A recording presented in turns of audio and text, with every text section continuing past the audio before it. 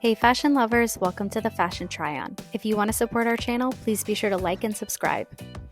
Today we're trying on the Burberry Cashmere Nova scarf in the colorway Pistachio. We picked up this scarf from the outlet store, which was definitely a total find.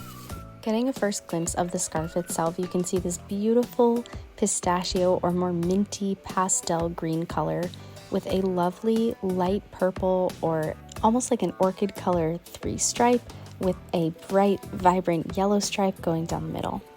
Of course, this is the Burberry classic Nova check with the pastel influence that got very trendy, at least this spring season. Overall, this colorway gives a bright and refreshing take on the classic Nova scarf. And of course, because it's that Burberry cashmere quality, we know that it's going to last. So let's go ahead and try it out to see how it lays, see how it moves around. Hope you can tell how soft this is. I know you can't fully see it through the camera, but it is just such a luxurious material that if you've ever held a cashmere Burberry scarf, it really holds up.